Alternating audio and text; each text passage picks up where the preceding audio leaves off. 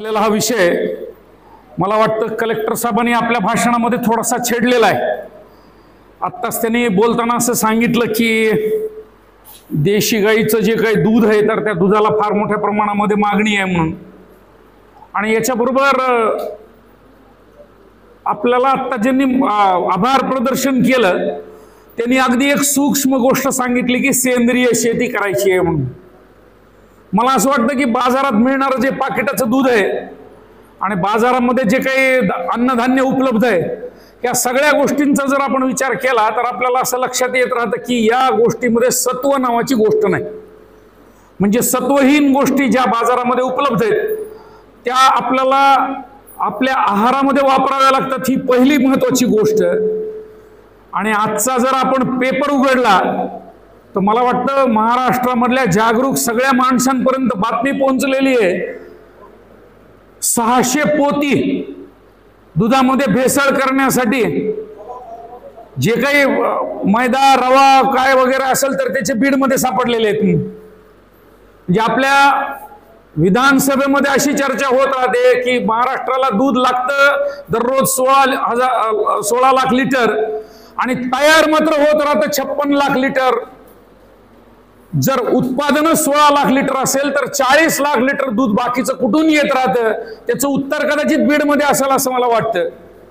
आणि कुठल्याही डेअरीवरती जाऊन जर धाड टाकली तर तिथं काही स्वच्छ हात आपल्याला दिसतील अशी आपली परिस्थिती राहिलेली नाही। आणि म्हणून पाकिटामधलं दूध वापरत असताना आपल्या सगळ्यांच्या मनामध्ये फार मोठ्या प्रमाणामध्ये शंका आहे। याच दृष्टीने जर आपण विचार केला तर पहिली महत्वाची गोष्ट दुधाच्या बाबतीमध्ये अशी आहे आणि देशी गाईच्या बाबतीमध्ये अशी आहे की ज्यांना कुणाला आपल्या घरची पुढची पिढी ही कलेक्टर बनवायची आहे, ही IIT मध्ये जाणारे विद्यार्थी बनवायची आहे, ज्यांना परदेशामध्ये पाठवायची आहे, ज्यांना रॉकेट सायन्स शिकायचं आहे, त्या सगळ्यांच्या बुद्धीचा त्या पिढीच्या बुद्धीचा विकास झाला पाहिजे। आणि बुद्धीचा विकास व्हायसाठी आपल्याला माहिती की प्रथिनांची गरज असते। प्रथिनांची गरज भागवण्यासाठी दोन गोष्टी ह्या अतिशय स्वस्तामध्ये उपलब्ध आहेत ज्या की डाळीमधून मिळत नाहीत की त्या माळीमध्ये महाग प्रमाणामध्ये आहेत। एक आहे दूध आणि दुसरं जे आहे तर ते आहे अंडी। आपल्या दृष्टीने जर विचार केला तर हे जे दूध उपलब्ध आहे तर ह्या दुधामध्ये देशी गाईच्या दुधाला अतिशय महत्त्व आहे आणि अतिशय चांगल्या प्रकारची मागणी आहे। आपण जर बघितलं तर बाजारामध्ये जे काही आपल्याला तूप 700 रुपये किलो वगैरे प्रमाणामध्ये मिळतं तर ते गाईचं तूप असतं, देशी गाईचं तूप अशा प्रकारे ते विकलं जातं। पण जर आपण गीर गाईचं तूप मागितलं तर आपल्याला कदाचित 1500 रुपयाचा भाव द्यावा लागतो। साधारणतः मी हा परभणीचा भाव तुम्हाला सांगितला कारण मी परभणीमध्ये जास्त संपर्कात आहे। आजचे जे रेट पारदेश्वर शेतकरी संघातर्फे जे आहेत तर त्याचे 1500 रुपयाचे रेट आहेत। ज्या लोकांना देशी गाईच्या बाबतीमध्ये 1000 आणि 500 रुपयामध्ये खेळायचं नाही आणि ज्याने आधीच सोडून दिलेले आहेत हे 1000-500 रुपये, ज्यांना लाखात खेळायचे त्यांच्यासाठी आपल्या देशामध्ये देशी गाईच्या दुधापासून झालेल्या तुपाचा भाव हा 2.5 लाख रुपये किलो मागे आहे एवढं लिहून ठेवायला हरकत नाही। 2.5 लाख रुपये किलो। लहानसहान गोष्टीचा विचार करून जनावरांचा व्यवसाय होतच नाही आणि तसा व्यवसाय केल्यानंतर मध्ये दूध व्यवसाय करण्याची गरज नाही। शिखराचाच विचार करत राहायचा आणि हा विचार आपल्यासारखी माणसं करतात ज्यांच्या शरीरामध्ये रक्त वाहतं, मराठी माणसाचं रक्त वाहतं ती करतात आणि आपल्या जवळची माणसं अशा प्रकारे दुधाला पैसे मिळवतात हे आपण विचार करायला पाहिजे। 4 दिवसापूर्वी सांगली जिल्ह्यामध्ये मी तासगावला गेलो होतो, विद्यार्थ्यांसाठी मार्गदर्शन शिबिर होतं आणि तिथं देशी गाईच्या दुधाचा विचार चालू होता। मध्येच आम्हाला आमचे एक मित्र भेटले, त्यांच्याकडे एक 40 वर्षापासूनची गोशाळा आहे। त्यांनी सांगितलं सर मी 2500 रुपयाने पुण्यामध्ये तूप विकतो पण आमच्या गावामध्ये एक आयुर्वेदिक डॉक्टर आहेत आणि त्यांनी असं ठरवलंय की हे जे काही 2500 रुपये 3000 रुपये भाव आहे तो परवडत नाही, आपण 2.5 लाख रुपये लिटरनीच किलो या भावाने तूप विकू। तासगाव मधली गोष्ट सांगतो, तासगाव मधली आपल्या महाराष्ट्रामधली आणि ते महाराष्ट्रात विकत नाहीत, कारण महाराष्ट्रामध्ये ताकदच नाही. प्रथिनं मिळत नाहीत म्हणून आपली ताकद संपली, आपलं कौशल्य सगळं संपलेलं आहे. ज्यांना कौशल्य निर्माण करायचे तेवढे हे पैसे देऊ शकतात. एक नाव तुमच्या डायरीमध्ये लिहून ठेवा, तुम्हाला जेव्हा वेळ असेल तेव्हा तुम्ही त्याच्यावरती विचार करा. रमेश रुपारेलिया नावाचं नाव आहे. रमेश रुपारेलिया यांची एक वेबसाईट आहे, म्हणजे संकेतस्थळ आहे. रस्त्यावरती जे पाईप आहेत, पाईप टाकलेले असतात मोठमोठाले, त्याच्यामध्ये हा माणूस झोपत होता. तरुणपणी हा माणूस पाईपामध्ये झोपत होता. त्यांनी गीर गाई सांभाळायला सुरुवात केली आणि आज त्याचं जगामध्ये तूप विकलं जातं, तर त्याचा भाव सुद्धा 2.5 लाख रुपये किलो अशा प्रकारचा आहे. 2.5 लाख रुपये किलो. आणि ह्या गृहस्थाकडं आपली जी संस्कृती आहे पूर्वापार आलेली, आपल्याकडे जे 200 वर्षापूर्वी आपले बापजादे करायचे, त्यांच्या करण्याच्या 250 पद्धती, तूप तयार करण्याच्या 250 पद्धती ज्या आपल्या वैदिक शास्त्रात दिलेल्या आहेत ते त्या ग्रस्ताला माहिती आहेत. 250 प्रकारे तूप तयार. नाहीतर आपल्याला एकच माहिती, दूध आणायचं, क्रीम काढायचं, ते तर आपलं गरम करत राहायचं, त्याच्यातून जे झालं ते तूप आपलं विकून टाकत राहायचं. दही लावणे, आंबवणे आणि अजून काय काय प्रकार असतील तर ते काही मी त्या विषयातलं नाही. 250 प्रकारे तूप तयार करता येतं देशी गाईचं, आणि मग ते आपल्याला बाजारामध्ये विकता येत राहतं. तेव्हा आपल्याला आपली देशी गाय परवडायला सुरुवात करत राहते. आणि ज्या गायीच्या बाबतीमध्ये आपण फक्त दुधाचाच विचार केला, संकरित गायी आल्या त्या दिवशीपासून गाय बघायची असलं तर आपण शिंगात बघितली नाही, वसवंतमध्ये बघितले नाही, तिच्या तब्येतीकडे बघितले नाही. आपण फक्त मागच्या 2 पायात कास केवढी याच्यावरच गाय बघितली. आणि जिथं जिथं कासेकडे बघून दुधाचा व्यवसाय झाला, तिथला सगळ्याचा सगळा धंदा बुडालेला आहे, एवढं मी तुम्हाला प्रामाणिकपणे सांगतो. पूर्ण महाराष्ट्रामधला आणि आपल्या देशामधला दूध व्यवसाय या कासेकडे बघून बुडलेला आहे. पण जिथं सत्वयुक्त दूध आपल्याला पाहिजे, त्या दुधाची महती आणि त्या गायीची महती आपल्याला कृष्णाच्या फोटोमध्ये दिसते, दत्ताच्या फोटोमध्ये दिसते. म्हणून मगाशी तुम्हाला मी म्हणलं की गाय जर सशक्त बघायची असली आणि गायीचं दूध बघायचं असलं तर ते गाय आपल्याला कृष्णाची आणि दत्ताची बघावी लागते. मग ह्या गायीची गुणवैशिष्ट्य फक्त दुधामधून येत नाहीत, शेणामधून येतात, गोमूत्रामधून येतात, चिकामधून येतात, वार पडतो त्याच्यामधून येतात, गर्भ ज्यावेळेस बाहेर पडतो त्या गर्भजलामधून येत राहतात, आणि अनेक गोष्टी ज्या गायीच्या सहवासाच्या आहेत त्याच्यामधून येत राहतात. याचा अभ्यास राज्य सरकारच्या कुठल्याही विद्यापीठामध्ये होत नाही. आमचे जे विद्यापीठ आहेत, पंडित लोक, आम्ही जे पशुवैद्यक शास्त्रातले, तिथं होत नाही. IIT जे आहेत मुंबईला, आपल्या देशामध्ये IIT जिथं आहे तिथं मात्र देशी गायीवरती विचार केला जातो आणि तिथं त्याचा अभ्यास होत राहतो. पुराव्यासहित तुम्हाला दाखवणार आहे, म्हणूनच मी तुमच्याशी ही चर्चा करायला लागलेलो आहे. जी गाय आपल्याकडे 10-12 लिटरची होती, ती गाय कालांतराने 50 वर्षामध्ये आपल्याकडे 1-1.5 लिटरची झालेली आहे. पण आजही आपल्या हातामध्ये असणाऱ्या शुद्ध गोवंशाची जी महती आहे ती कमी झालेली नसल्यामुळं याच गायीपासून आपल्याला सोनं हे शेतीमध्ये पिकवता येत राहील, माणसाचं आरोग्य सुधारता येत राहील, आणि भविष्यामध्ये जर पिढी घडवायची असेल तर ह्या देशी गायीकडे आपल्याला बघावं लागेल. जे आज आता परिस्थिती खेड्यापाड्यातली अशी आहे की देशी गाय असली की आपल्याला नको वाटतं. कुठं चुकलं ह्याचं जर उत्तर आपल्याला आजच्या प्रशिक्षणात पाहिजे असलं तर आपलं उत्तर आहे 10 रुपयाच्या टेपमध्ये आपलं चुकलं. गाय सांभाळत असताना 10 रुपयाचा टेप लागतो.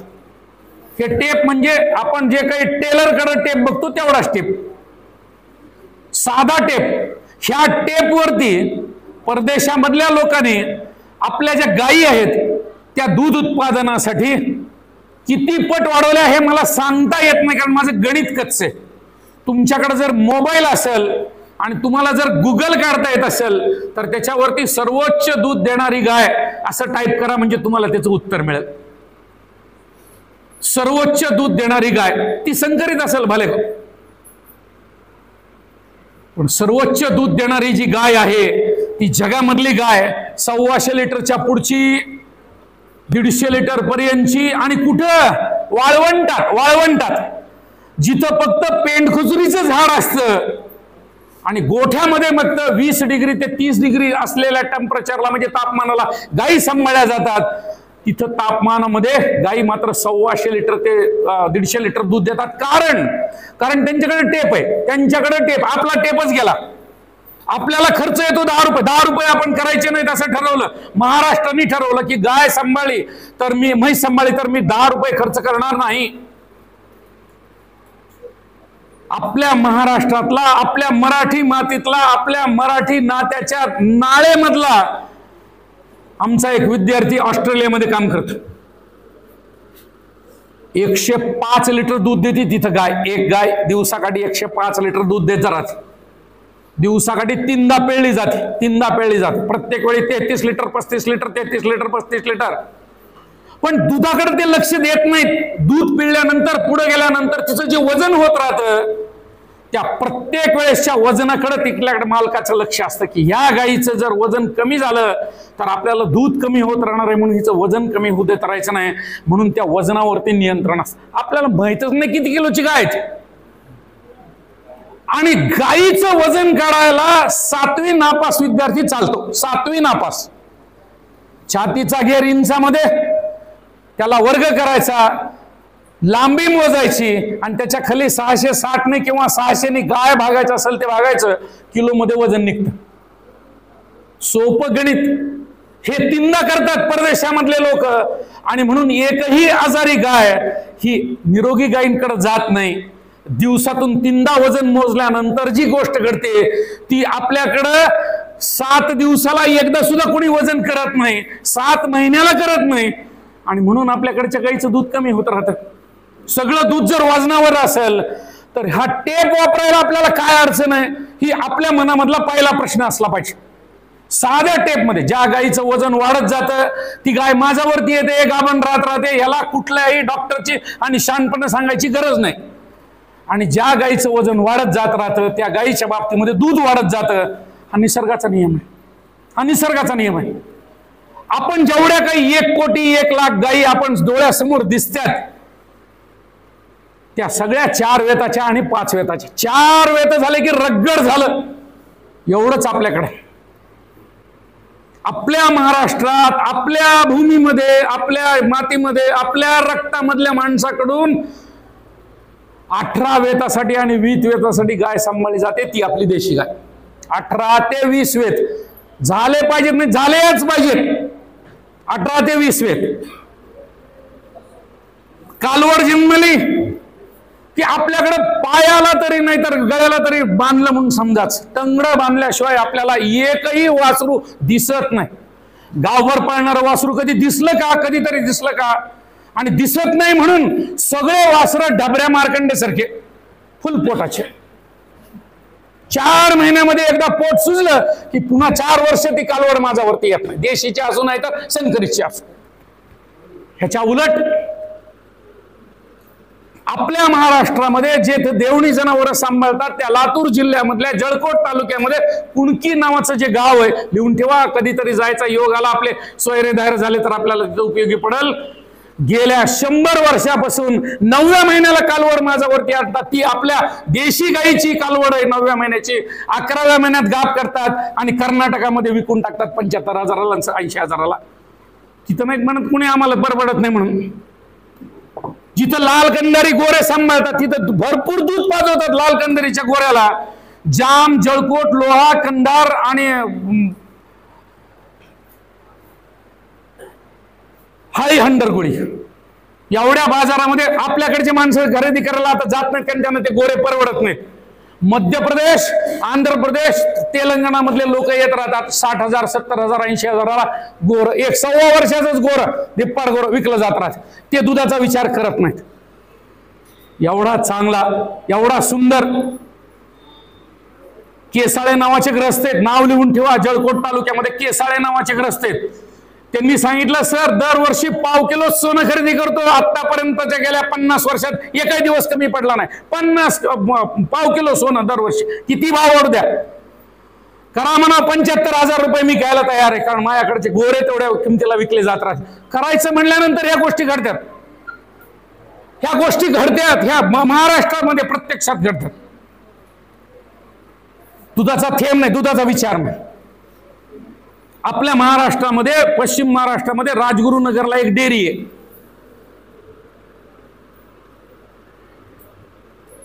चार 4000 गायी येतात, अशा फिरून त्याच्यावरती दूध काढतात मशीनने. सगळं दूध मुंबईमध्ये वगैरे मॉलमध्ये विकलं. ते संकरित गायी आहेत, त्याच्याबद्दल मला बोलायचं नाही. पण ह्या दूधवाल्याने आपल्या सगळ्या जाहिरातीमध्ये कुठेही दुधाची जाहिरात केलेली नाही. तुम्ही संकेतस्थळ काढून बघा, फक्त शेणखताची ऍडव्हर्टाईज केलेली.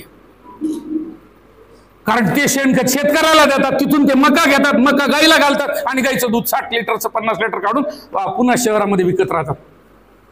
दुधाचा धंदा दुधाचा करायचा आणि जाहिरात कोणाची करायची? शेणखताची करायची.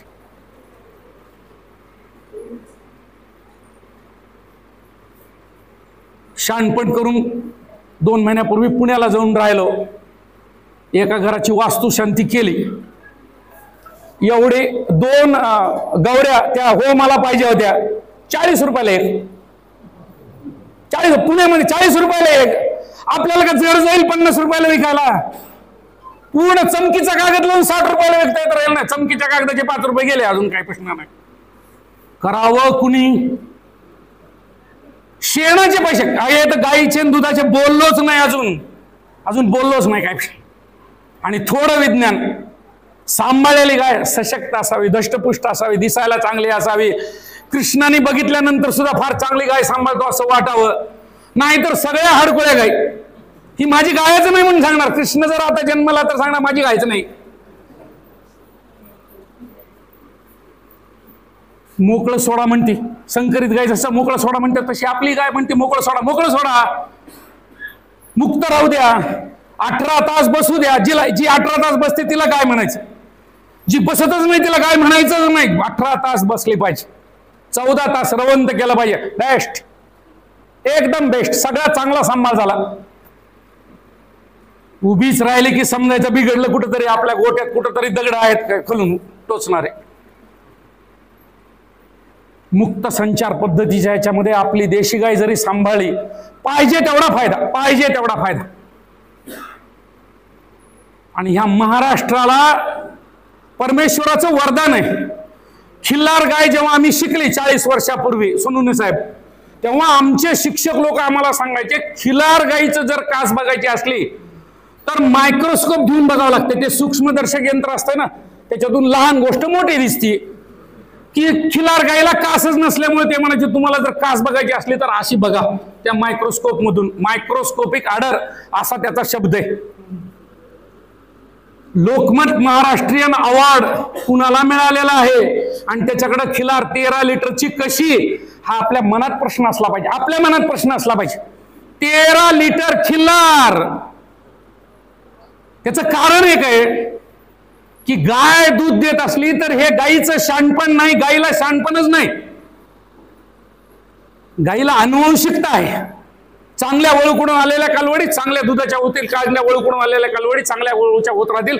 ही झाली अनुवंशिकता. ही फक्त 5% ही 5% आणि 95% दूध करणाऱ्याच्या हातातलं आहे. आपलेच हात जर थरथर कापत असतील खुराक खाऊ घालायला, सांभाळ करायला, अजिबात मेहनत न घ्यायला, जी काही गोष्टी अपेक्षित आहेत गाईला ते जर आपण देत नसू तर देशी गाईच्या बाबतीमध्ये कुठेतरी आपण अन्याय करतो. एवढं आपल्या मनाला वाटलं पाहिजे, एवढं निश्चित. 5-10 गोष्टी स्लाइड वरती आणल्या, तेवढ्या तुम्हाला अभ्यासाच्या म्हणून, विज्ञानाच्या म्हणून सांगतो. कारण गाय आणि विज्ञान म्हणलं की लोक संतापतेच पहिल्यांदा. तुम्ही जय गौमाता म्हणा, टिळा लावा, टोपी घाला, नंबर 1 वर तुमचे पाय धरले म्हणून समजा काय प्रश्न. पण गायीच्या बाबतीमध्ये थोडं विज्ञान ठेवा, थोडं विज्ञान ठेवा म्हणलं, अरे याचं काहीतरी तिसरंच चाललंय म्हणत राहते काय प्रश्न.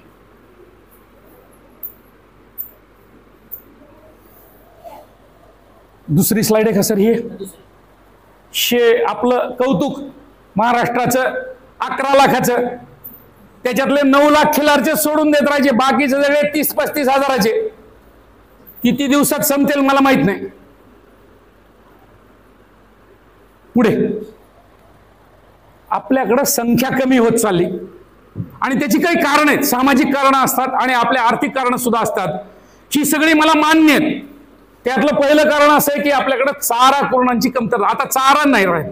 संकरित गायला आणि दुधाच्या गायला राहत नाही तर आपल्या गायला कुठं राहते. मागं कसं असायचं, शेतात गेलं की संध्याकाळी येताना भाराभर आपलं गवत आणलं की आपली गाय मस्त सशक्त राहायची. काय प्रश्न, बांधच राहिले नाहीत आणि राहिले असले तर चारा राहिले नाहीत.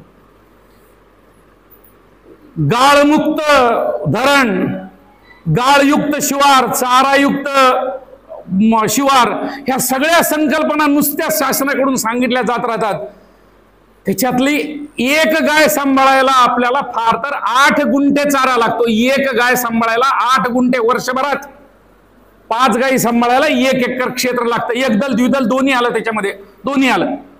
एवढी जागा कुणाकडे उपलब्ध नाही गायसाठी.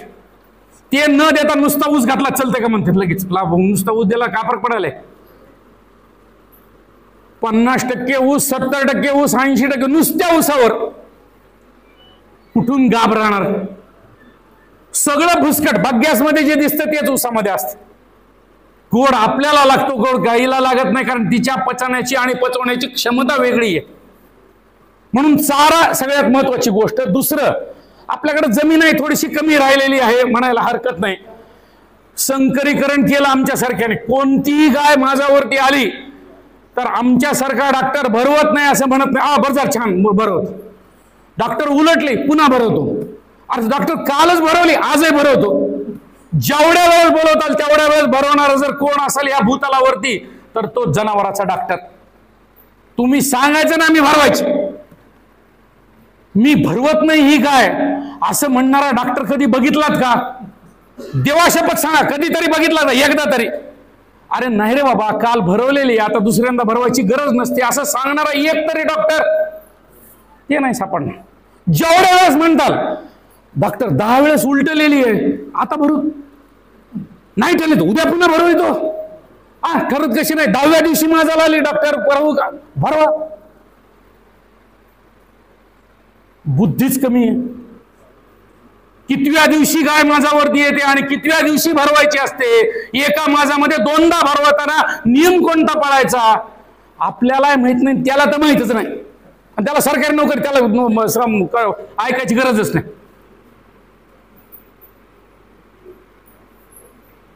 हे विज्ञान इथे येत राहत. संकरीकरण कुठल्याही गायीला काही भरलं म्हणून आता 1 कोटी जे काही 1 लाख गायी आहेत त्याच्यामध्ये देवणी आहे, लाल कंदार आहे, खिलार आहे, जर्सी आहे, एचएफ आहे, ब्राउन्सिस आहे, सगळ्याचं कडबुळ माहिती ना. कडबुळ म्हणजे ही आपलं 1 कोटी 1 लाख एवढं आहे. अभियांत्रिकीकरण सुरू झालं. बैल नको आहेत आपल्याला. बैल दिसला की संतापत होता, ते आपला कोण सांभाळावं काय प्रश्न नाही. ट्रॅक्टर पोळा चालू झालाय हे आपल्या सगळ्याला माहिती आहे. ही परिस्थिती आहे आणि या परिस्थितीतून आपल्याला जायचंय. प्रोत्साहन, मदत, सहकार्य, कुणी सांगल चांगल्या गोष्टी. शपथ शपथ देशी गाईबद्दल 1 शब्द बोलले तर शपथ. पिवळे चुटुक दात घेऊन एकमेकाशी हसताना आपल्याला आनंद वाटत राहतो. पण आज आपल्या आजोबाची जर आठवण काढली तर ते राखुंडीने घासायचे दात, मरेपर्यंत शुभ्रदंती दात होते हे आपण पूर्ण विसरलो. आपल्याला आता कोलगेट लागते. कोलगेट. ज्या देशी गाईच्या शेणामधून होणारी राखुंडी, चुलखंडात असलेली जी राखुंडी, त्याने आपण दात घासत होतो, ती नकोय. शाळेत शिकणाऱ्याला तर अजिबात नकोय. काय पिवळे दात झाले तरी चालतील पण हे करणार नाही. पूर्ण अंगाला खात सुटत असली तरी चालेल पण गाईच्या शेणाने अंघोळ करणार नाही. शपथ वाहिलेली शपथ तरुण पिढीने. आणि कुणी म्हणतही नाही. 10 वर्ष झाले मला टूथपेस्ट आणि साबण फुकट मिळतात. मोकळेपणाने सांगतो, फुकट मिळतात. ज्या ज्या गोशाळेत गेलं ते म्हणतात सर आम्ही एवढे पदार्थ तयार केले, हे गोमूत्र तयार केले, ह्याची 1 बाटली ठेवा, हे साबण द्या. मी कधी पैसे दिलेले नाहीत, फुकटच सगळं फुकट आजपर्यंत. रोज शेणाचे सांगोळ. एमडी मेडिसिन झालेले डॉक्टर लोक सुद्धा, एमडी मेडिसिन झालेले लोक सुद्धा म्हणतात 7 दिवसांनी तरी एकदा गोशाळेत जायला पाहिजे, शेण लावून आंघोळ करायला पाहिजे. अकोल्याच्या गोशाळेला आपण विचारलं पाहिजे खर्चच येतात का हो डॉक्टर तुमच्याकडे? काय हे खोटं काहीतरी सांगणं चालू आहे, काही प्रश्न नाही. म्हणून हे जे प्रोत्साहन, मदत, हे जे आहे ही गोष्ट सगळ्यात महत्वाची. पुढची सर 10-12 स्लाइड थोडे निवांत घेऊन आणि बाकी नंतर थोडस फास्ट घेऊन जाऊ, चालेल ना? आपली जे गाय आहे ह्याची हे वैशिष्ट्य आहेत, गुण आहेत, गुण माहितच नाहीत.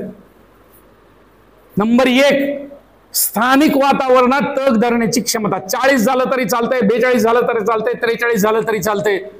फिलरची गरज पडत नाही. 100 लिटरची गाय असली की मग ते 20 डिग्री 30 डिग्री बघावं लागते.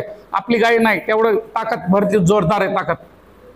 म्हणजे आधी पहिल्यांदा उन्हाळ्याचे 6 महिने 7 महिन्याचा परिणाम, आणि नुसता उन्हाळ्याचे आपले 4 महिने नाही, पुन्हा ऑक्टोबरची हीट आपल्याकडे असतीच आहे, त्याच्यामुळे ते 2 महिने. गोचिड गोमाशा संकरित गाईला आपण देऊन टाकलेले आहेत. ते देशी गाईकडे येतही नाहीत आणि तिकडे ते राहते नाहीत. काय प्रश्न? एकदा अंगावरून खरारा केला की गोचिड गोमाशा संपल्या, गोट्यामध्ये राहत नाहीत. देशी गाईच्या रोग प्रतिकारक क्षमता चांगली आहे.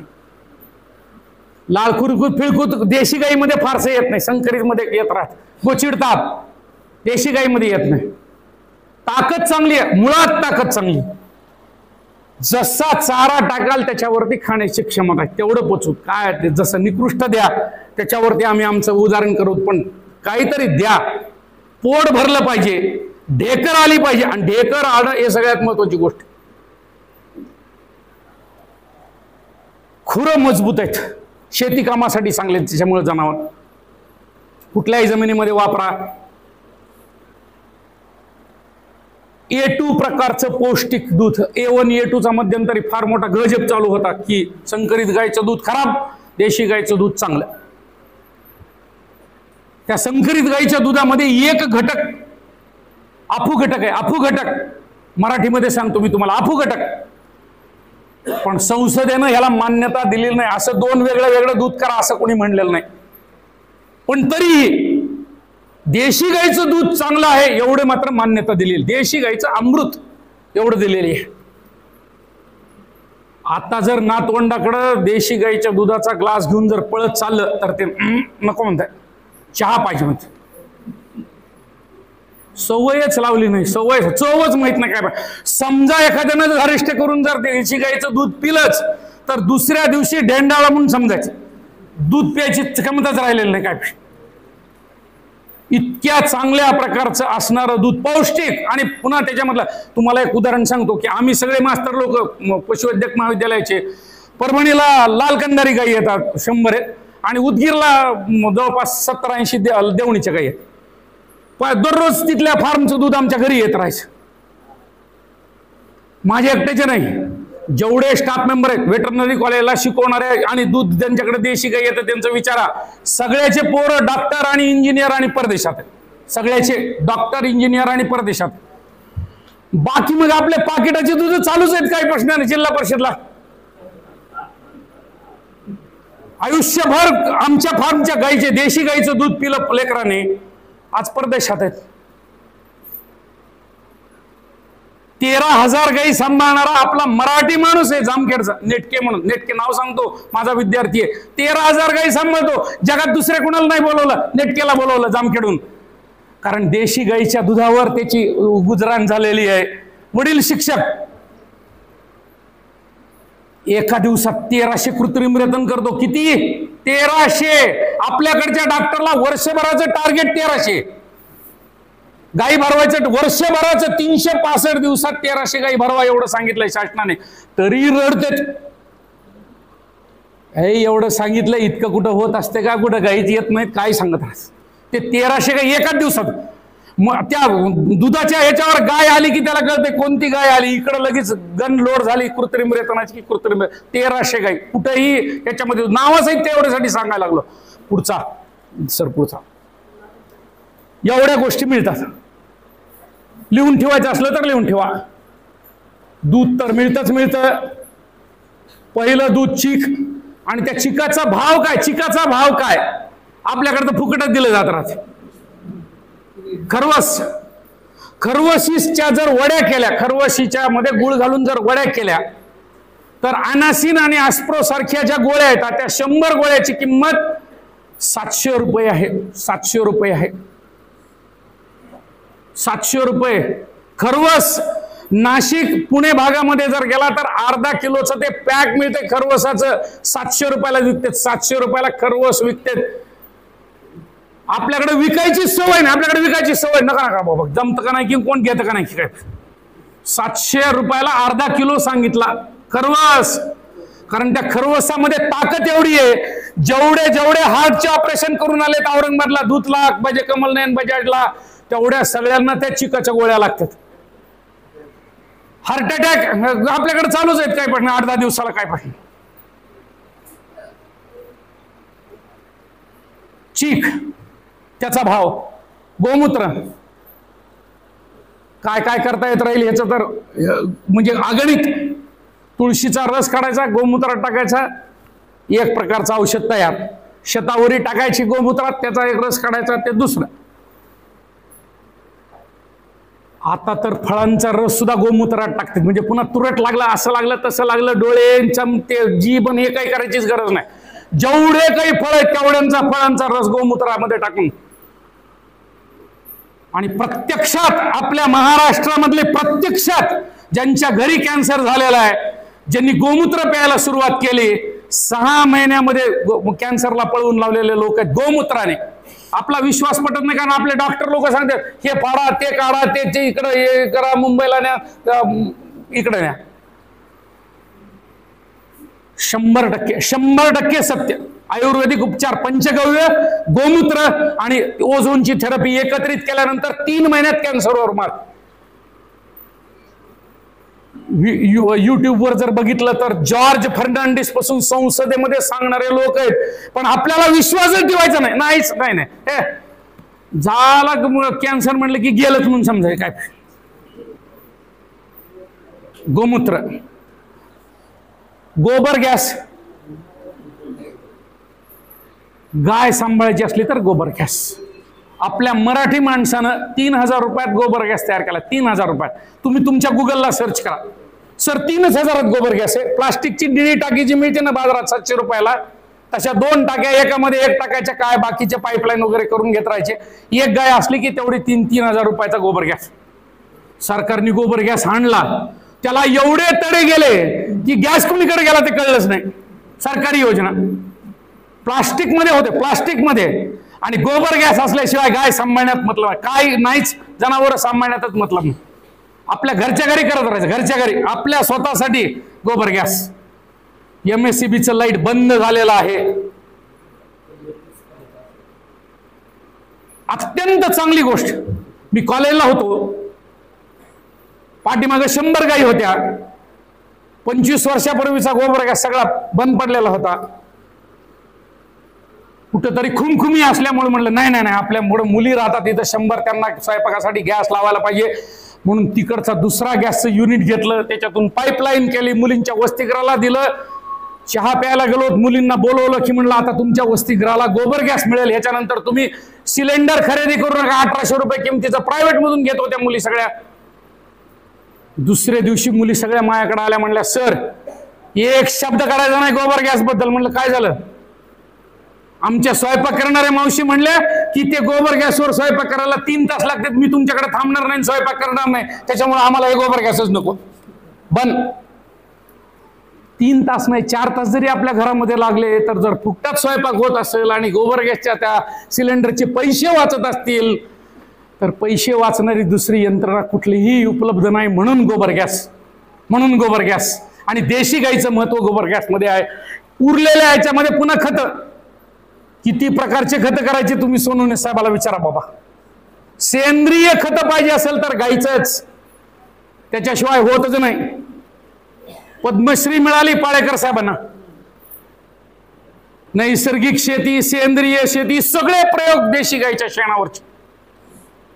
7 किलो 8 किलो शेण एका गाईचं दिवसाकाठी मिळते. सोनं मिळते, सोनं. त्याच्यामध्ये असणारे रोगजंतू, कार्बन जो काय लेवल, तर ती कमी करायला मदत करत राहते. अशा प्रकारचं वासरं.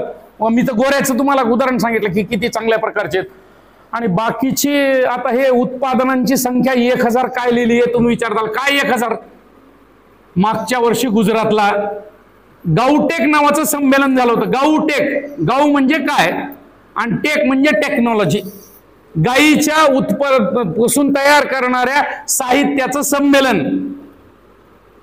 गोमूत्र, शेण आणि दूध ह्याच्यापासून 1000 उत्पादन, 1000 कुंड्या गाईच्या शेणाच्या, स्वस्तिक गाईच्या शेणाचं, फ्रेम गाईच्या शेणाचं, एखादा सन्मान चिन्ह द्यायचं असलं तर ते गाईच्या शेणाचं, गणपती गाईच्या शेणाचे. आता सध्या पुण्यामध्ये राख्या गाईच्या शेणाच्या आल्यात आणि किमान 2 कोटीचा व्यवहार आपल्या पुण्यामध्ये, एकट्या पुण्यामध्ये गणपतीतून होत राहते, शेणाच्या गणपतीतून. कारण ते विसर्जित केल्यानंतर पुन्हा पाप लागत नाही. पॅरिसच्या मूर्तीने जे काही आपलं खराब होत राहते निसर्गाचं ते होत नाही, म्हणून गणपतीच्या मूर्तीसाठी त्या शेणाचं आणि त्याचं प्रशिक्षण चालू आहे. एखादा साचा खरेदी करून आणला, अनेक 5-50 गणपती जर केले शेणाचेच सगळे, त्याच्यामध्ये निम्मी माती घालून घरच्या घरी उपयोग होऊ शकतो. आणि शेतीसाठी आपल्याला सेंद्रिय शेतीसाठी आहे सर, पुढे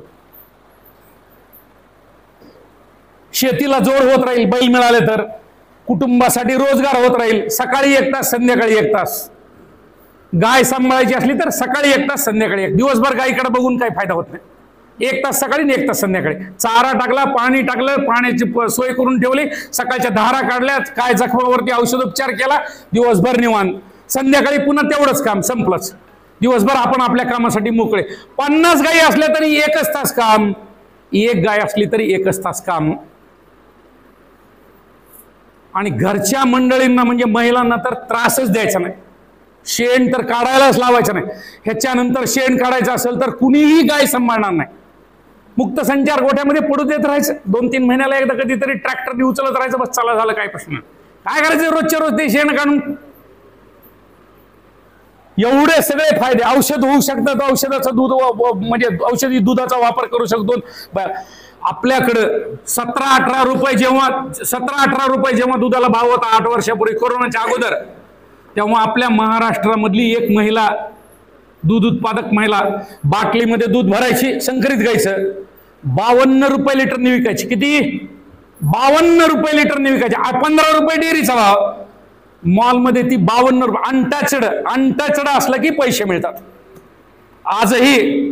आजही सांगतो, जालन्यामध्ये जर एखाद्या मध्यमवर्गीय सरकारी अधिकाऱ्यांनी ठरवलं की बाबा मला नातवंड झालेत किंवा मला पोरं झालेत आणि एकदम 2 झालेत, दूध कमी पडतंय म्हणून जर मला गाईचं दूध पाहिजे असलं, रडलं तरी मिळत नाही ते देशी गाईचं दूध. रडलं तरी, अत्यंत प्रामाणिकपणे सांगतो, रडलं तरी मिळत नाही ते देशी गाईचं दूध. सोनं मिळेल, सोन्याचं दुकान उघडच आहे, काय प्रश्न. देशी गाईचं दूध देणारा कुठं सांभाळावा, कुठं बाहेर जावं, इकडं तिकडं. हे रहमतपूरच्या गावाला गिर गाई आणल्यात, त्यांच्याकडे काही थोडंफार असेल तर असेल, काही प्रश्न मिळत नाही म्हणजे फक्त देशी गाईचं दूध. कारण ते सोनं आहे, ते सोनं आहे, सोनं. शहरामध्ये आपले जर नातेवाईक असले तर जरूर फोन करून विचारा. 100 रुपयापेक्षा खाली कुणीही देशी गाईचं दूध शहरामध्ये विकत नाही. आपल्याला औरंगाबाद जवळ आहे, आपल्याला IT जवळ आहे, आपल्याला तूप करता येत राहतं, आपल्याला त्याच्या दुधाचे पदार्थ तयार करता येत राहतात आणि आपल्याला विकता येत राहतात. पण देशी गाईची जी किंमत आहे, निर्भय दूध मिळतच नाही. पाणी घातल्याशिवाय तो विकणार नाही. ही तर शपथच वाहिलेली, महाराष्ट्राने वाहिली. दूध आलं की मी पाणी घालणारच. मग ते गाईचं असू, म्हशीचं असू, गायाचं असू. माझ्याकडे दूध आहे, मी 100 रुपये लिटरने विकीन. थेंबर जर पाणी निघालं तर तुझ्या समोर फाशी घेत राहील असं म्हणणारी माणसंच नाही राहिली. माणसंच राहिली ना. आणि असं जर केलं तर 125 रुपयांनी दूध विकलं जात राहील. कारण प्रामाणिकता घालवायची असेल, कुठं विश्वास घालवायचा असेल तर दुधात. हे आपल्याकडचं सत्व झालेलं आहे. पुढचं कंपोस्ट खत तयार करता येतं, गांडूळ खत, नाडेप, अमृत पाणी, जीवामृत, मला याच्यातलं काही कळत नाही. पण एवढं करता येत राहतं, एवढं विकता येत राहतं आणि सेंद्रिय शेतीला याच्यातून प्रोत्साहन देता येत राहतं. 30% आपल्याला सेंद्रिय शेती करायची आहे. सिक्कीम मध्ये 100% आहे. आपण त्याच्याकडे मार्ग उत्पादन करायचं आहे, म्हणून एवढ्या सगळ्या गोष्टी करायच्या. पुढे आता आपल्याला आपल्याकडच्या गायी आपल्याला चांगल्या करायच्या असं जर एखाद्या तरुणाने ठरवलं आणि आपण जर एखाद्याने ठरवलं तर ते शक्य आहे. आज आपल्या गायीच्या पाठीवर हात ठेवल्यानंतर ती कोणती आपल्याला कळत नाही, मान्य. उद्याच्याला जर ही गाय आपल्याला एखाद्या देवणीमध्ये न्यायची असली, लाल कंदारीत न्यायची असली तर ती शक्य आहे. कसं शक्य आहे तुम्हाला सांगतो. लालसर रंगाचे चट्टे असणारी एक गाय आपल्याकडे आहे. ही गाय आपल्याला लाल कंदार करायची. लाल कंदारच्या ज्या काही रेत मात्र असतील किंवा वळू असतील तर ते वापरायचे. बऱ्याच जणाला त्या कृत्रिम रेतनाचा संताप आहे, त्याच्यामुळे मी जास्त त्या कृत्रिम रेतनावर बोलत नाही. नाही वळू दाखवणार, वळू दाखवा. चांगला वळू लाल कंदारीचा जर दाखवला तर पहिली पिढी 50% होत राहते. म्हणजे आपल्याकडे जन्मणारी जी काही कालवड असेल, संकरित लाल कंदार 50%. नवीन गणित बरं का, हे कुठे शब्द वापरलेला नाही. संकरित 50% लाल कंदार. दुसऱ्यांदा ती कालवड जेव्हा माझ्यावरती येईल, मोठी झाल्यानंतर तिला पुन्हा लाल कंदार वळू दाखवला तर संकरित लाल कंदार 75%. पुन्हा 75% झाले. तिसऱ्यांदा जेव्हा तिची कालवड माझ्यावरती येत राहील तेव्हा 87.5%. त्याच्यानंतर जेव्हा चौथ्या पिढीला ती माझ्यावरती येत राहील त्याला पुन्हा लाल कंदारच लावला, 94%, 93, पावणे 94%, 97%, पावणे 98%, 99% आणि 99.99% 7व्या वेताला होते. इतके दिवस मी जगणार आहे का पहिल्यांदाच विचारते, मी का राहणार आहे का इतके दिवस? पण हे शक्य आहे, प्रयत्न करत राहिलं तर हे शक्य आहे. पुन्हा एकदा सगळ्या आपल्या देशामध्ये आणि आपल्या राज्यामध्ये फक्त शुद्ध जातीच्या गायी असतील. 10 वर्ष झाले सगळ्या गोशाळाच्या संचालकाला पाय धरून सांगतो की बाबा तुमच्याकडे जर 500 गायी आहेत ना, गप्पे करा ना जरा, थोडीशी खिल्लारचा वेगळा करा, लाल कंधारीचा वेगळा करा, देवणीचा वेगळा करा, ज्यांची काही वंशावळ माहित नाही त्याचा वेगळा करा. महाराष्ट्रात एकही गोशाळा सापडत, एकत्रित ठेव. माझी आई जात राहिली आणि दरवर्षीचं श्राद्ध करायचं मी करत नाही, म्हणून मी ज्या गोशाळेला गेलो त्यांना सांगितलं मी 11,000 रुपये देतो बाबा माझ्या पगारातले, तुम्ही फक्त कप्पे करा. जेवढ्या काही देशी गोवंशाच्या गायी सांभाळतील त्यांच्यासाठी कप्पे करा. 12 महिने महाराष्ट्रातल्या प्रत्येक जिल्ह्यातल्या एका गोशाळेला अनुदान पाठवलं, कागद पाठवला, फुकट चाऱ्यासाठी पैसे दिलेले नाहीत, कप्पे करा. हो, कारण आपला वंश सगळा देशी गायीचा चाललाय. पत्र मात्र आलं, धन्यवाद आपण गायीसाठी चारा पाण्यासाठी पैसे पाठवलेच नाही मी तुला चारा पाण्यासाठी, काही प्रश्न नाही. ही वंशवृद्धी आणि वंशशुद्धी करण्यासाठी सुद्धा आपल्याला प्रयत्न करावे लागतील. म्हणजे मग त्याच्यातलं जे सत्व आहे तर ते आपल्याला कळत राहत राहील. आणि सत्व कुठे हे मी तुम्हाला दाखवून देणार आहे पुढचं. हे शुद्धीकरणाच्या बऱ्याच गोष्टी आहेत. आता ते टॅगिंगला आपल्याकडच्या गायीला टॅग केला का सगळ्यांनी? आपल्याकडच्या गायीला टॅग तेवढा करून घ्या, बस बस बस, तेवढा आधी पहिल्यांदा तेवढा टॅग करून घ्या. कधीतरी भविष्यामध्ये आपल्याला त्याचा फायदा होत राहणार आहे. आधार कार्डासारखं कानामधला टॅग जरूर करून घ्या, त्याचा कधी ना कधीतरी फायदा होत राहील. आपल्याला होईल, शासनाला होईल आणि भविष्याला होत राहील. पुढची सगळंच तुमच्यासाठी आहे दादा, सगळे स्लाइड तुमच्यासाठी. मला काहीच न्यायचं नाही इथून, मला फक्त हे तुम्हाला द्यायचं. काय प्रश्न? तर प्रत्येकाने थोडा सहभाग जर घेतला की काय करता येत राहील, तर त्याचं जे जसं तुम्हाला सूत्र सांगितलं की पहिल्यांदा 50% होईल शुद्धीकरण, मग 75% होईल, मग पुन्हा 87.5% होईल, असं आपल्याला प्रत्येक गाय आपल्याला शुद्धीकरणाकडे नेता येत राहील. आणि वळू जर वापरणार असो तर त्याची तपासणी होत राहते. कोणताही वळू वापरा, गिरचा वापरा, खल्लारचा वापरा, त्याची तपासणी होत राहते. तपासणी नंतर वळू वापरलेला सगळ्यात चांगला. आणि आता 1-2-4 महिन्यामध्ये आपल्याकडे महाराष्ट्रात कायदा येणार आहे. आपल्याकडं आहे गिर गाय, आपण एकाला कृत्रिम रेतन करायला बोलवलं, त्याला बोलवल्यानंतर त्यानं सांगितलं नाही माझ्याकडे फक्त लाल कंदारचेच जालनामध्ये असल्यामुळे मला काही गिरच माझ्याकडे ते डोसेस नाहीत. त्यानं जर गिर गाईला लाल कंदार भरवली, संपलाच. कायद्यातच तरतूद करून ठेवलेली आहे, कुठलीही देशी गाय संकरीकरण होऊ नये किंवा 2 वंशाची क्रॉस होऊ नये, याच्यासाठी शासनाने आता जबाबदारी घेतली. पैदाशीचा कायदा विधिमंडळात मंजूर झालाय. आपल्याकडे लफडेच जास्त असतील, त्याची नियमावली लागते, त्याला शिक्षा द्यावी लागेल ना. कोणीतरी काय केल्यानंतर शिक्षा किती त्याची ते लिहिण्याचं काम चालू आहे सध्या. 2-4 महिन्यामध्ये होईल. इतके दिवस थांबलो तर अजून 4 महिने थांबून. पण अशा ज्या चुका करणारे जेवढे डॉक्टर आहेत तेवढ्या सगळ्यावर प्रतिबंध येत राहणार आहे आणि तो कायद्यामुळे येणार आहे. मग आपला शुद्धीकरणाचा भाग होत राहील. पुढे गावठी खोंड असला, जे आईकडून झालेला असला, ज्याच्याबद्दल आपल्याला माहिती नसली, तर लवकरच्या वयामध्ये जर त्याचं खच्चीकरण करून घेतलं आपल्याला तो पुढे चांगल्या वाढ होईल आणि मग आपल्याला शेती कामासाठी त्याचं वापरता येतं. शक्यतो त्याच्याकडून पैदास होऊ नये एवढं काम आपलं महत्वाचं आहे. कृत्रिम रेतन, सगळ्या देशी गोवंशाचे रेत मात्रा उपलब्ध आहेत. आता तर सॉर्टेड सिमेंट म्हणजे लिंगवर्धित, फक्त कालवडच होणार. लाल कंदारीच्या अशा मात्रा की जी वापरल्यानंतर लाल कंदारीची कालवडच होणार, अशा सुद्धा रेत मात्रा आता सध्या उपलब्ध व्हायला लागल्यात. 800 रुपये 900 रुपयाचा डोस आहे. दूध जेव्हा 10 लिटरला जाईल लाल कंदारीचं, तेव्हा त्या वापरायला हरकत नाही. मी हे प्रामाणिकपणे अनुभवातून सांगतो. आज करायची गरज नाही. आज शासनाकडे ज्या रेत मात्रा आहेत त्या आपण वापरल्या तरी सुद्धा चालतील. त्याच्यामुळं कृत्रिम रेतनाचे 25 फायदे, तंत्रज्ञान म्हणून असलेले 25 फायदे. एकाही जनावराच्या दवाखान्यामध्ये ह्याचे फायदे काय आहेत हे लिहून ठेवलेलं नाही. हे एवढं जर पोस्टर करायचं असलं ना, एवढं पोस्टर 20 रुपये याचा प्रिंटिंगचा भाव आहे. 2 बाय 5चं जरी 10चं जरी म्हणलं तर 150 ते 200 रुपयापेक्षा ह्या पोस्टरचा खर्च नाही. 25 फायदे जर लोकांना कळाले तर लोक शिक्षित होते. तर मग काय करावं आपण? महाराष्ट्रातल्या एकाही दवाखान्यामध्ये कृत्रिम रेतनाचे फायदे लावलेले नाहीत. हे बघत बघतच आता आमचा जीव जाणार आहे. 25 फायदे, 25 तंत्रज्ञान म्हणून वापरतो. फायदा असल्याशिवाय आपण ती काय गाय वळूच्या ऐवजी कृत्रिम रेतन म्हणजे रेत मात्रा साठी इंजेक्शननी भरवत नाही. एवढं चांगलं तंत्रज्ञान साफ करण्याचा कार्यक्रम महाराष्ट्रात झाला.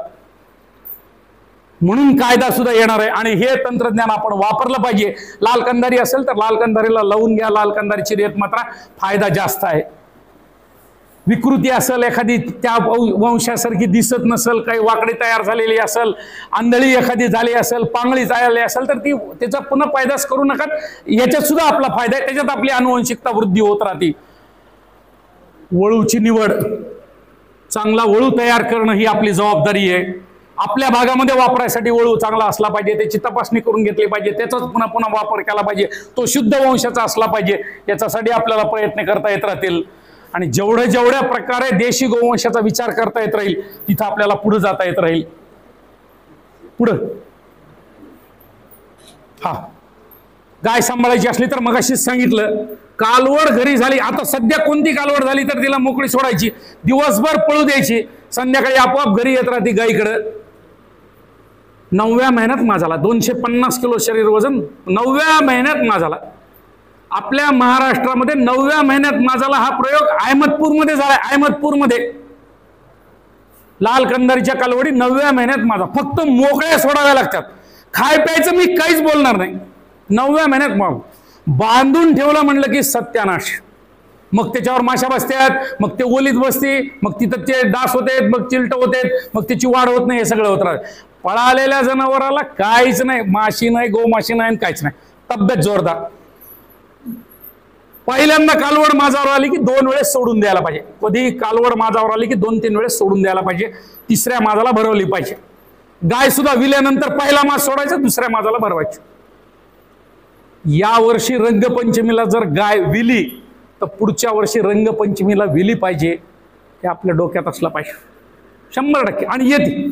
अनेक गायी अशा आहेत की ती येतात काही प्रश्न, म्हणून तर 18-19 वेत होत राहतात एका गायची. सहज होतात, सहज. पण विल्यानंतरचा औषधोपचार करावा लागतो. 150-200 रुपये लागतात. गर्भाशयात गोळ्या सोडा, स्वच्छता राखा.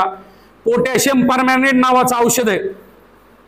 एकाही गोठ्यात नाही, एकाही गोठ्यात लिहून ठेवा वाटल्याचं औषधाचं नाव पोटॅशियम परमॅग्नेट. बरं, हे औषध 25 रुपयाला 100 ग्रॅमची डबी मिळते. 1% पोटॅशियम परमॅग्नेट 1%. ह्या औषधाचा परिणाम सांगतो तुम्हाला. 90% गायी उलटणार आहेत आपल्याकडच्या. आली माझाला की उलटली, आली माझाला की उलटली. आणि जर नाही उलटली तर खाली कास सुजलेलं तर आपल्याला नेहमीच आहे. 5वीला पुजलंय ते कास सुजल्याचं. देशीच्याही सुजत्यात, एवढं कमी दूध असूनही सुजत्यात, काय प्रश्न. आपल्या महाराष्ट्रात, आपल्या मराठवाड्याच्या मातीमध्ये आपल्या मराठी माणसाकडे 35 गायी येतात. 35 गायी येतात. गीर गायी येतात, गीर. गेल्या 5 वर्षामध्ये एकदा सुद्धा मस्टायटिस नाही, म्हणजे कासदा नाही, आणि एकदा सुद्धा गाय उलटलेलं नाही. 5 वर्षात. डॉक्टर माणूस आहे, 1% पोटॅशियम परमॅग्नेट वापरतात. साहेबांचं नाव सांगतो, पुन्हा म्हणताल खोटच काही ना काहीतरी सांगायला सुरुवात केली.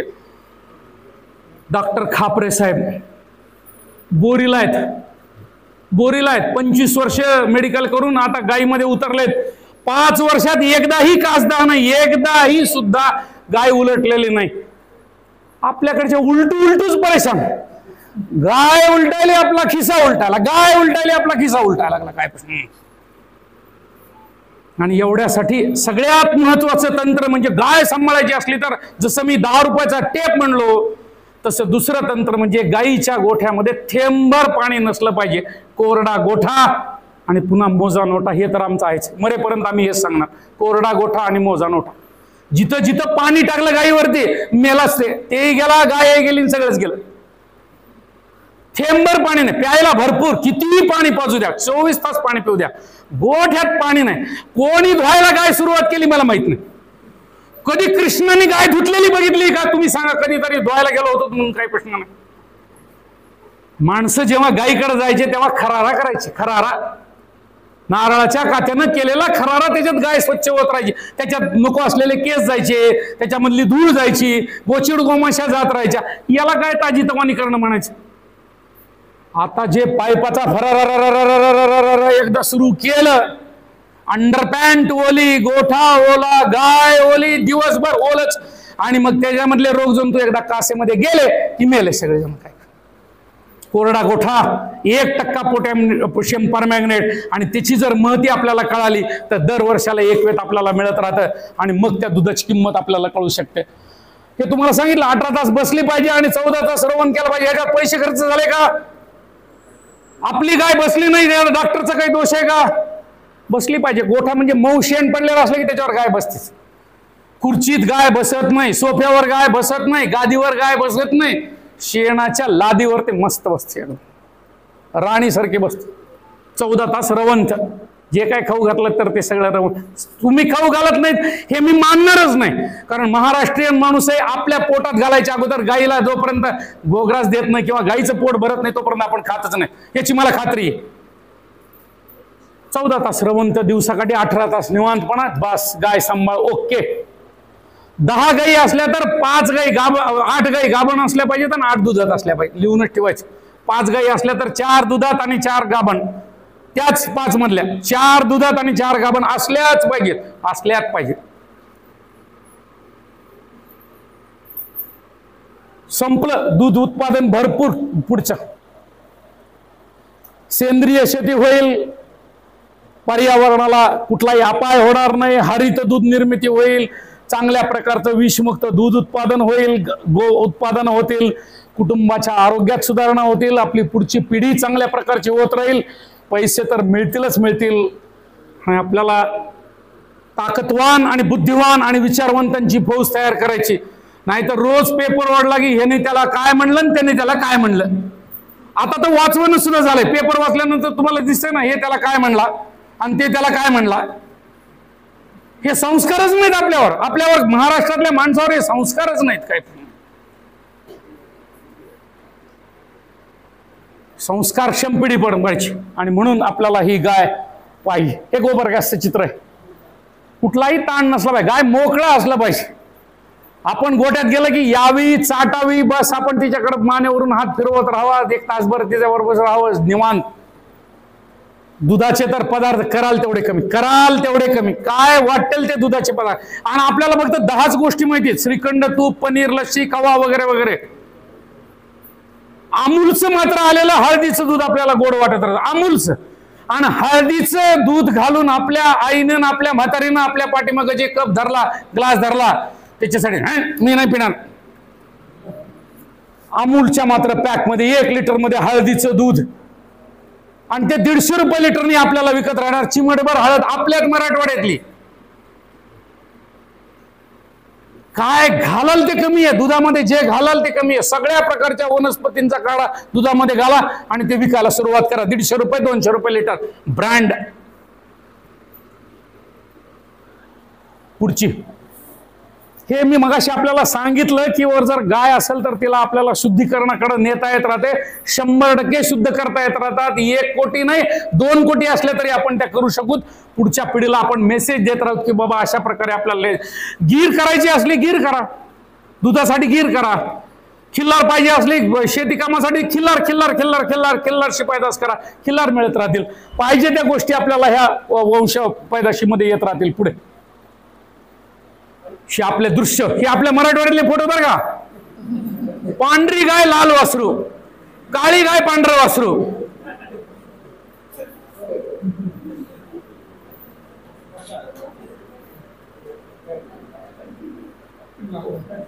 ज्या वंशाची गाय त्या वंशाचं वासरू दिसत नाही. काय प्रश्न, हे आपल्याकडचे फोटो आहेत.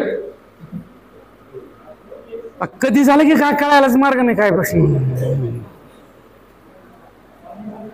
पुढे हे जे काही गायी आहेत आपल्याकडं, आता ह्याला काही कोणी, मी सुद्धा आणि आपला माझा नाना जरी आला तरी ह्याला कोणत्या गायी जातीची गाय म्हणायची हे मला सांगता येत नाही. सांगताय पांढरी गाय असेल खिलार करा, पांढरी गाय असेल तिला देवणी करा, लाल टिपक्याची असेल तर तिला लाल कंदार करा, गीर करा. हे तिकडचे पलीकडे शिंग मोठमोठाले दिसायला तिला कांक्रेज करा. काय तर हे कोकण कपिला करा. काहीतरी एक ठरवून ठेवायचं. एकदा ठरलं की त्या पद्धतीनं करत राहायचं.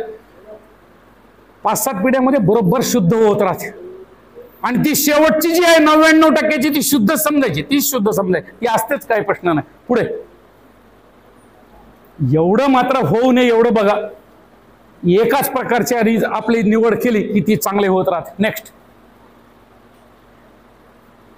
मुक्त संचार, हे ते सगळं सांगितलं. आता हे बघा बरं का, हे जे आहे ना, हे दिसते का तुम्हाला हे फोटो. आपल्या महाराष्ट्रामध्ये नवीन एक इंजेक्शन टोचले. कपिला गीर गाय ही नेहमी तांबड्या रंगाची होती, विटकरीच्या रंगाची होती, विटकर असती तशा रंगाची होती. त्याला कुणीतरी काळं भरवलं आणि काळी कपिला तयार करत राहायचं. काळी कपिला आमच्याकडे, काळी कपिला. पुन्हा सुवर्ण कपिला. शुद्ध वंशाची गाय म्हणजे कपिला. शुद्ध वंशाची गाय म्हणजे कपिला. ही काळी कपिला नाही, ही गीर आहे. ही गीर आहे पण त्याला काय केलंय, पांढरं काळं करून टाकले. आधीची तुम्हाला गीर दाखवली, सरळपणे एकदा गीर दाखवली आणि तांबडी, तर ती फार महत्वाची होती. त्या पद्धतीनं हे करणं गरजेचं आहे. पुढे माझ्या अलीकडे जेवढी खालची तशी असावी. कंटाळाला हाडकं मोजून मोजून काय प्रश्न.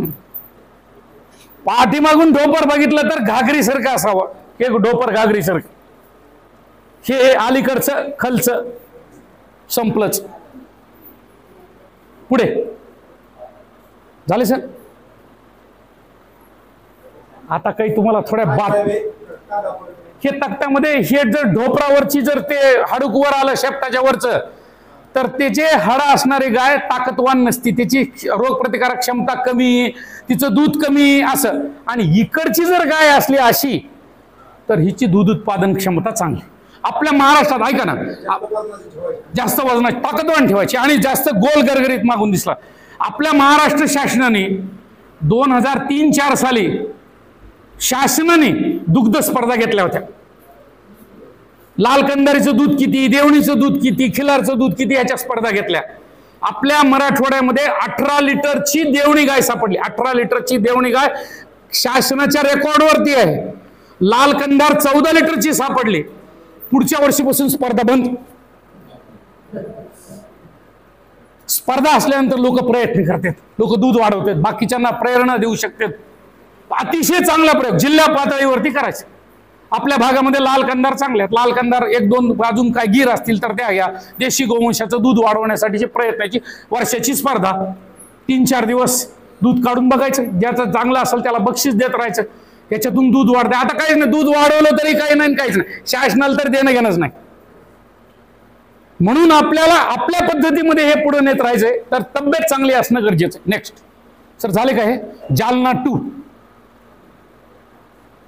10 मिनिटात. तुम्हाला म्हणजे तुम्हाला माझ्या भूक लागली आहे मला माहिती आहे, पण श्रावणी सोमवार असल्यामुळे थोडं ताणलं तरी चालते. थोडं ताणलं. जालना 2 सर.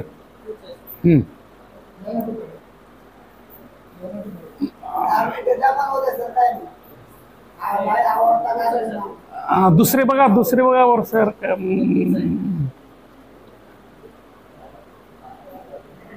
नाही दुसरे पर ठीक आहे. हा तुमच्याकडे पेन ड्राईव्ह आहे ना सर. माझ्या खालचं बघा, खालचं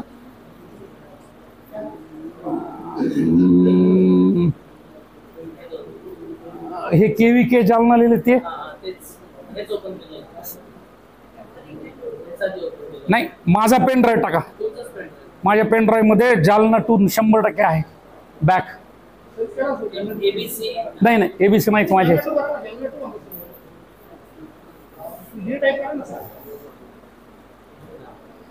माझ्या पेन ड्राईव्ह मध्ये आहे जालना टू 100% आहे. जे हा एक 10-20 बातम्या दाखवतो तुम्हाला काय देशी गाईचं महत्व आहे. मलाही माहित नव्हतं. मी तुमच्यासारखाच होतो, पेपर घेतला की मी आपला कागद तरी घेऊन वाचत राहतो पहिल्यापासून. सर ते वरचं फक्त तेच देशी गोवंशाचं नाव आहे ते झालं नसेल. खाली बघा, हे आपल्या औरंगाबाद मध्येचा प्रयोग आहे. हा चव्हाण साहेबाचा फार्म आहे. जोरदार एम्ब्रिओ ट्रान्सफर तयार करायला आपल्या देशी गिर गाईमध्ये. काय प्रश्न आपल्या औरंगाबाद मध्ये जोरदार. काय प्रश्न आहे पुढे? नाही मागचं. हा हा थोडं नाही स्लो होत मागच. हा नेक्स्ट. 4.5 लाख रुपयाला गाय. मध्य प्रदेश रायपूर का गोरखपूर ही गंगातीरी नावाची गाय त्यांनी तयार केलेली आहे. त्याच आपल्याकडे पंगानूर आणतात आता आंध्रातून. ती छोटी बुटकी गाय, शेळ्या एवढी गाय ती पंगानूर. ते 5 लाख देऊन तिथून आणणार, पण घरच्या लाल कंदार गायकडे लक्ष नाही. एकही महाराष्ट्राबाहेरची गाय आपल्याकडे येता कामा नये. आपलीच सांभाळायला पाहिजे. सगळ्यात सुंदर गाय कोणती असेल तर आपली गाय. सगळ्यात चांगल्या उत्पादनाची गाय आपल्याकडची देशी गाय. बाहेरच्या आणायच्या 10 पैकी 7 तिथंच खलास होत राहणार मधल्या रस्त्यामध्येच, आणि 3 मध्ये आपल्याला धंदा परवडत नाही म्हणून विकून टाकत राहायचा दरवर्षीचा. ह्याला काय अर्थ नाही. काय प्रश्न पुढे? 4 महिने व्यवसाय करायचा दिवाळीपर्यंत. फक्त त्या 6च्या मध्ये घातलं शेण की पैसेच पैसे. कोणत्याही रंगात बुडवलं की रंगाची पंटी तयार होत राहते. त्याच्यावर पुन्हा चमकीचे थोडेसे टिपके दिले की चमकीचे टिपके दिसत राहतात. आणि ग्रामीण स्वयंरोजगार, महिला स्वयंरोजगार घरच्या घरी. बरं साचे महाग आहे त्याच्यातला भाग नाही. साचे अतिशय स्वस्त आहेत. 100 रुपये 125 रुपयाला एक प्रकारचा साचा. चौकोन करा, त्रिकोण करा, बाहेरचे काही डिझाईन करा, गणपती करा, काय साचा पाहिजे असेल तर त्या प्रकारचा साचा बाजारात आहे. पुढे आपल्या महाराष्ट्रातली बातमी बाबा. पुढच्या भविष्यात जर काही दुधाला नाही भाव दिला तर कदाचित शेणाला मिळेल बघ. 5 रुपये किलोनी शेण खरेदी करणार, विकलं जाणार. 72 मंत्री महोदय. त्याच्यामुळे पुन्हा थोडासा विश्वास ठेवायला काही हरकत नाही. बाबा काहीतरी होईल. 5 वर्षात नाही झालं तर 25 वर्षात का होईल असं म्हणायला हरकत नाही. पुढे छत्तीसगड करेगा गोबर की खरेदी. पहिला राज्य. पुढे सगळेच तुम्हाला देणार आहे मी दादा. सगळे तुम्हालाच देणार आहे मी. काय प्रश्न? हा बस. कॅनडा भेज रहा है गोबर से बनाए फ्लोटिंग दिए. फ्लोटिंग दिए म्हणजे पाण्यावरचे दिवे. कॅनडा आणि इंग्लंडला. आता सध्या आपल्याकडे इथं बसून आपल्याला जसं अमेझॉन वरून काय दिल्ली पासला काय खरेदी करता येत राहते अमेझॉन वरची, तसं दुसरं एक ऍप आहे म्हणे. इट्सी असं नाव त्याचं आहे. मला जास्त इंग्रजी येत नाही. इट्सी. त्याच्यामध्ये जगात जात राहते ते जगात. त्याच्यामुळे आपल्याकडच्या पंट्या तयार केल्या आणि ते इट्सी वरती टाकल्या. जगात काय वाटेल ते पाठवा. काय वाटेल ते पाठवा. इंस्टाग्राम पूर्ण जगभर. बस पूर्ण जगभर आपली जाहिरात करायला कुठलाही पैसा लागत नाही. अशा प्रकारची परिस्थिती. पुढे अमेरिका शोधायली आपल्या देशी गाईच्या शेणापासून पाणी शुद्धी करण्याचं तंत्रज्ञान. आणि संकरित मध्ये जर पाणी शुद्ध होत असेल तर आपल्याकडे अमृतच होणार त्या पाण्याचं. कारण आपल्याकडच्या गायीची ताकद एवढी आहे की ते संकरित गायीच्या शेणामध्ये नाही. कारण त्यातले जोडजंतू कमी आहेत. त्याच्यामधले जे घटक आहेत त्याच्यामध्ये ताकद कमी आहे. हे लक्षात घेणं गरजेचं आहे. आम्ही शानपण करून ते पिठाची गिरणी केली होती. वरतून आपण दळण टाकतो, खालून पीठ निघतंय. तसं वरतून शेण टाकलं की खाली गोळा तयार होत राहतो. आता सध्या आपल्या महाराष्ट्र शासनाने सांगितलंय की मृत्यूनंतर एकाही माणसाचे अंत्यसंस्कार लाकडावर करू नका. गोबर गॅसचे जे काही रोळ तयार होते त्याच्यावरती करा. मुक्ती मिळायसाठी हे गोबर गॅस. हे आम्ही कॉलेजचीच एक मशीन गिरणी घेतली, ती तोडली, त्याच्यामध्ये घातलं, ते दुसरा साचा तयार केला. गोल पाहिजे असला तर गोल रूळ तयार होत राहते, आडवा पाहिजे असला तर आडवा तयार होत आहे, तुकडे पाहिजे असले तर तुकडे तयार होत राहते. त्याच्यामध्ये जर थोडस बाकीचे अजून काही गोष्टी घातल्या तर त्याच्यात साबण तयार होत राहते, काय वाटेल ते तयार होत राहते. हे पाहिजे गोकास्टची मशीन 30,000 रुपये जालन्यात तयार होत राहते. जालन्यात 30,000 रुपयामध्ये ज्यांच्याकडे जुनी पिठाची गिरणी आहे आणि जी गिरणी आहे त्यांना हे करायला सोपं एकदम. ते समोर जिथून पीठ पडते तिथं फक्त पाईप लावायचा, त्याच्यातून ते शेणाचं ते पाईप तयार वरतून दाबायचं, खालून ते पाईप तयार होत राहते. काय आणि एवढंच नाही तर ह्या शेणापासून सिमेंट तयार करणारे ब्लॉक त्या गुजरातच्या गावटेक मध्ये आले होते. सिमेंटच्या विटा, शेणामधली ताकद सिमेंट पेक्षा कितीतरी चांगली. आता नाहीतरी सिमेंटचे रोड करून बघितले आपण किती खड्डे पडलेत ते. उद्याच्याला जर शेणाच्या विटाचे जर खड्डे रोड सुरू झाले, रोड तयार करणं, तर कदाचित ते पुढचे 100 वर्ष टिकतील. तरी आता सिमेंट कुणी टाकतच नाही त्याच्यात. 5 वर्षात सिमेंटचा रस्ता सत्यानाश. त्याच्यापेक्षा गाईच्या शेणापासून तयार झालेल्या विटाचा जर रस्ता झाला तर पुढच्या 100 वर्षामध्ये खड्डा पडणार नाही. पुढची गाय क्या जेर डालने से उत्पादन बढा. जेर म्हणजे जार, वार फेकून देतो आपण, ते कुत्र खाऊ नये, हे करू नये, ते करू नये म्हणून टाका शेतात, काही प्रश्न नाही. गर्भजल तेवढंच महत्वाचं, जेर तेवढाच महत्वाचा. आणि बर का, माणसामधला जो वार असतो बाटलीत काढून ठेवालेत आणि फ्रीजमध्ये ठेवून टाकालेत अमेरिकेत. कारण त्या बाळाला जर कधी एखाद्या वेळेस आजार झाला आणि त्याला जर टोचलेल्या इंजेक्शनचा परिणाम नाही झाला तर ह्या वारामध्ये असणारी जी क्षमता आहे तर ती रोगजंतू मारू शकते. कारण आता बाजारात असं कुठं औषधच राहिलं नाही की ज्यांनी रोगजंतू मरतील, मरतच नाहीत. कोणत्याही इंजेक्शनला न मरणारे रोगजंतू आपण तयार करून ठेवलेले बेस्ट. इंजेक्शन घेतलं की मेलात म्हणून समजायचं काय प्रश्न. कारण रोगजंतूंना प्रतिकार करण्याची जी क्षमता आहे ती कमी कमी होत राहिली या सध्याच्या प्रतिजैविकासाठी, त्याच्यासाठी. आणि आपण बघितलंय आगे साहेबांनी केलेल्या प्रयत्नांमुळे आपल्या जालना जिल्ह्यामध्ये आपण शेळीचं खत वापरलं तर 30% उत्पादन वाढलं. सर बरोबर आहे का? 30%. आणि हे तुम्ही बघितलेलं आहे, हे तर माझा नाही, हा तुमचा अनुभव आहे. शेळ्याचं गोष्ट आहे. आणि ही गाडी ही कलकत्त्याला चालली, टाटाची गाडी आहे 40 सीटरची, 1 रुपया किलोमीटर एवढंच भाडं. गोबर गॅसवर चालली, गोबर गॅसवर चालली, गोबर गॅसवर. आज CNG वर गाड्या आल्यात, उद्याच्याला गोबर गॅसवर तर आल्या, तर तेव्हा गोबर गायच नाही राहिली, कुठून देऊ शेण. पुढे आपल्या महाराष्ट्रात कोल्हापूर जिल्ह्यात लाल कंदार आणि देवणीसाठी सगळे पत्रकार, सगळे समाजातले लोक काहीतरी करावं, वंश वाढण्यासाठी काहीतरी प्रोत्साहन करावं, अनुदान द्यावं, वंश जतन करावं, अशा प्रकारच्या गायी वाढू द्यावं. 30,000च्या वर नाही, 30,000च्या. माझे 35 वर्ष नोकरी झाली, 30,000च्या वर नाही. पहिल्या दुसऱ्या वर्षी जेव्हा मी शिकल्यानंतर माळेगावच्या यात्रेत जात होतो तेव्हा 5-5, 6-6 दावणी असायच्या. 1 वर्षाच्या आतले गोरे, 1 ते 3 वर्षाचे गोरे, पुन्हा 2 दाती, 4 दाती, 6 दाती जुळलेले, अशी मोठी मोठी तिथं हे असायचे, दावण असायची निवडीसाठी. आता एकाच दावणीत सगळे देवणीचे गोरे बांधलेले असतात, त्यापेक्षा जास्त राहिलेलेच नाहीत. यावर्षी जाऊन बघा, यावर्षी खोटं वाटलं तर जाऊन बघा, 2 सुद्धा दावणी त्या देवणीच, आपल्या देवणी नाही, माळेगावच्या प्रदर्शनात होत नाही. दक्षिण महाराष्ट्रामधली यात्रा असं आपण म्हणतो, आणि तिथं शुद्ध गोवंशाचे एवढे हाल होत चाललेत. पुढे आयुर्वेदिक लोकांच्या भानगडीत मी अजून पडलोच नाही, म्हणजे त्याचा मी अभ्यास केला नाही. पण एकदा पंचगव्य आणि आयुर्वेदिक डॉक्टरकडे गेल्यानंतर ह्या देशी गाईचं महत्व कळतंय. ते सगळं देशी गाईचं दूध आणि देशी गाईचं तूप, देशी गाईचं ताक ह्याच्याबद्दलची माहिती सांगायला सुरुवात करते. तेव्हा हे डॉक्टर काही खरं नाही, आपलं मेडिकलच्या डॉक्टरकडे जाऊत म्हणतात. टॉनिकची 30 बाटली नुसत्या गोड साखरेची 150-200 रुपयाला आपल्याला घ्यावी लागते, नाहीतर 50-50 रुपयाचे इंजेक्शन टोचणं चालू.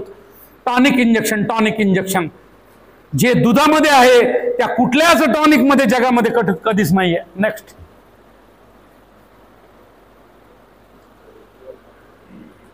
गिरीश शहा हे भारतीय जीवजंतू बोर्डाचे सदस्य आहेत.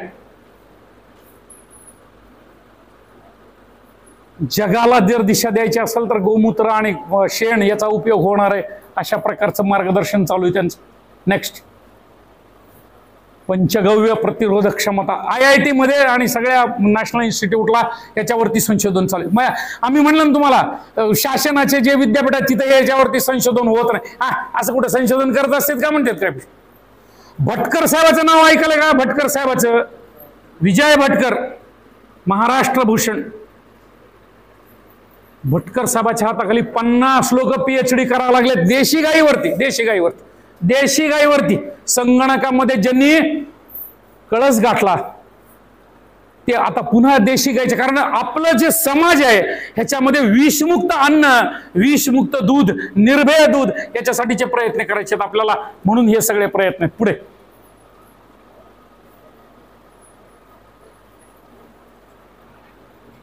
उत्तर प्रदेशमध्ये तर गोभक्त जास्त आहेत, गोपालक जास्त आहेत.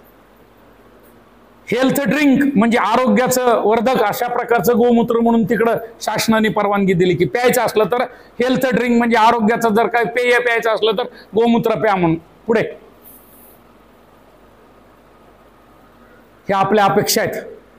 उद्याच्याला रॉकेट जर उडवायचं असेल तर शेणामधली ऊर्जा सगळ्यात महत्वाची स्लाइड आहे. उद्या रॉकेट उडणार आहे आपल्या गोबरच्या शक्तीमध्ये. सर हे पेपरची बातमी सर, गोमूत्र और गोबर के जरिए उड़ सकता है रॉकेट. पुढे,